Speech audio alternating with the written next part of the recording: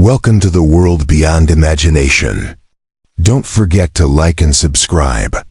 And enjoy the journey.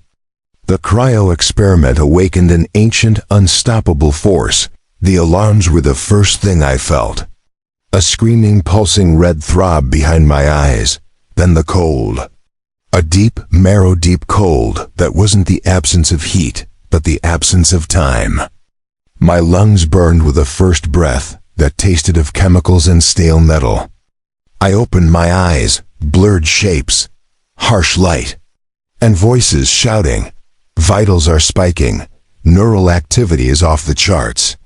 He's awake. My God, he's awake. I tried to move. Tubes ripped from my arms. A glass lid hissed open above me. Cryo fluid, thick and blue, drained away. I was in a tube. A tank. I fell forward, naked and steaming, onto a cold metal floor. Hands caught me. People in white coats. Their faces were pale, their eyes wide with a fear I did not understand. Subject Alpha is conscious. Project Lazarus is a success. I coughed. My voice a rasp of disuse. Where? I managed. What year? The lead scientist, a man with glasses that reflected the alarm lights, leaned close. His name tag read Dr. Aris. It is the year 2247. You have been asleep for a long, long time. Welcome back, Commander. Commander, the word triggered a cascade. Flashes, a starship bridge. Explosions, a voice screaming, eject the core. My name is Kalen. Commander Kalen Vance.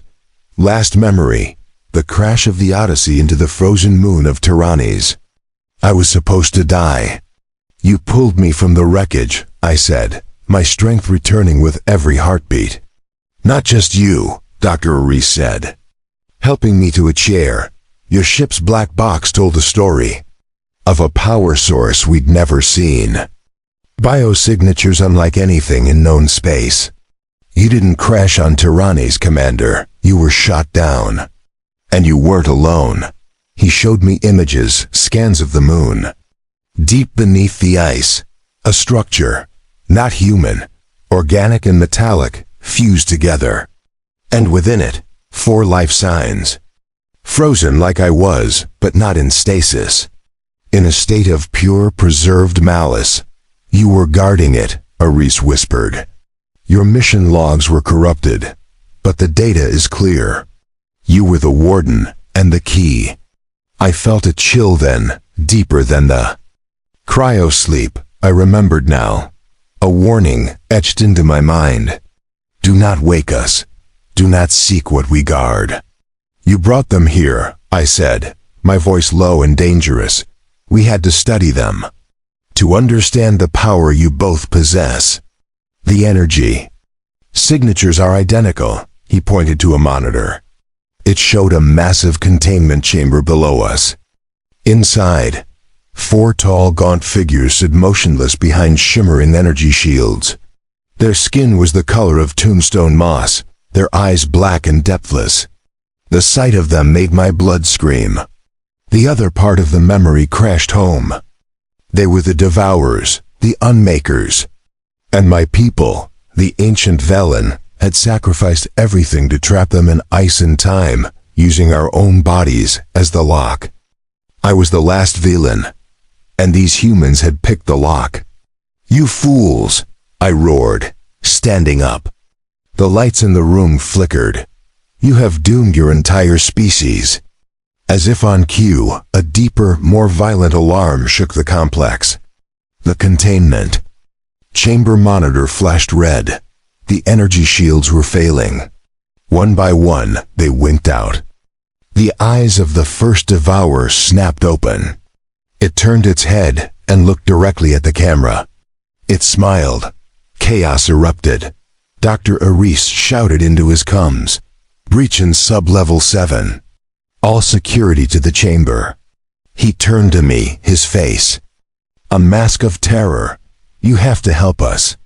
You have the same power. You can stop them. I felt it then. The old energy, sleeping in my cells for millennia, awakened by their machines. It was a storm beneath my skin, blue and furious. It was not a weapon, it was a cage. A seal, and it was all I had left. "Give me a direct path to the chamber," I said, my voice now the calm in the center of a hurricane. I didn't wait for an escort. I ran. The sterile white halls of the facility blurred past me. Sirens wailed. People ran in the opposite direction, their faces etched with pure panic. I could hear the screams now, echoing up from the lower levels, not screams of fear, screams of ending. I burst into the main chamber. It was a cathedral of horror. The 4 devourers stood in a rough circle, their long fingers moving in the air. Where they pointed, metal dissolved. People vanished into clouds of shimmering dust. They were feeding on structure, on matter, on life itself. The lead creature turned to me. It spoke, its voice the sound of grinding stone and shattering glass. "Velen, little Warden. Your watch is over, the feast begins." Rage, ancient and pure, filled me.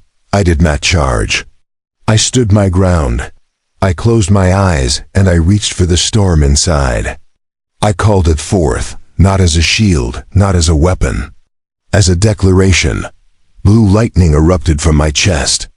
It arced over my skin, crackling down my arms, gathering in my palms. The very air hummed with power. The energy was cold, the cold of the void between stars, the cold of absolute zero. It was the power of stasis, of stopping. The devourers hissed in unison. They recognized it. They hated it. "You will return to your silence," I commanded, my voice amplified by the energy. They attacked, not with physical blows, but with waves of nullification.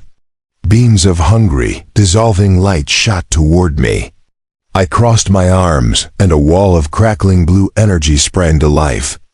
Their beams hit it and were frozen, suspended in the air like insects in amber.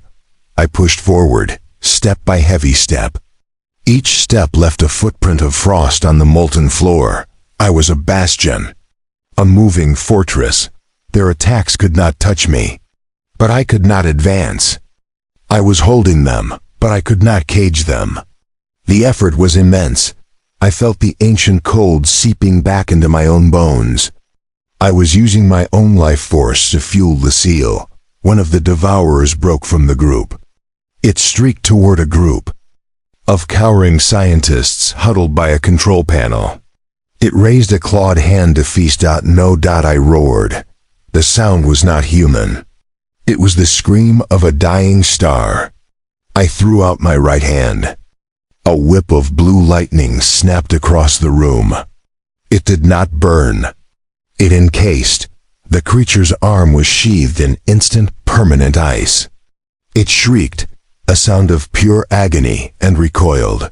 But the diversion cost me. The other 3 concentrated. Their beams, my energy wall shimmered. A crack appeared. Then another. I was being pushed back, my boots scraping against the floor. I was 1 against 4. The math was simple. I would fall. And then, their feast would spread from this room, to this facility, to this world, and to every world beyond. Dr. Arise's voice shouted from a speaker above. "Kalen, the power grid. We can overload the chamber's gravitational anchors. It will create a localized singularity, a black hole. It will suck them in, but it will get you too. A final solution. A tomb for us all." I looked at the devourers, their forms wavering behind the heat of their own hunger. I looked at the frozen fear on the faces of the humans who had, in their arrogance, doomed us all. My duty was clear. It had always been clear. A warden does not abandon his post. "Do I bellowed. "But you'll die," Arise cried. "I died 1,000 years ago," I shouted back, pouring every ounce of my will into holding the line. "Now, Arise, now." A new sound filled the chamber, a deep subsonic groan. The very fabric of space in the room began to warp. Panels ripped from the walls. Debris spiraled toward the center of the room.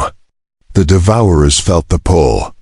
They shrieked, trying to anchor themselves, their claws tearing long grooves in the floor. The pull on me was immense. I planted my feet, my body the conduit for the blue lightning, now the only stable thing in the raging vortex. I looked at the lead devourer as it was dragged, screaming, toward the impossible darkness forming in the center of the chamber. "This is not your world," I said, the words final. "And it will never be your feast." One by one, they were ripped from their footing and consumed by the hungry dark. The last one held on, its eyes locked on mine with infinite hatred. Then, it too was gone. The singularity stabilized, a silent black sphere of nothingness. It began to pull me in. My lightning flickered. My strength was gone. I had done it. I accepted it. I let my arms fall. Suddenly, a new force gripped me. A tractor beam, bright orange, from the observation deck above. It wrapped around my torso, pulling me against the immense gravity of the whole. "Not today, Commander," Aris grunted over the comms. "We clean up our own messes." The beam hauled me back, inch by terrible inch, away from the event horizon. I watched as the containment protocols engaged. Massive hexagonal plates slid from the walls, encasing the singularity in a permanent gravitational seal. The black sphere was contained, imprisoned once more. The beam set me down on a catwalk. I collapsed to my knees, the last sparks of blue energy dying on my skin. I was empty.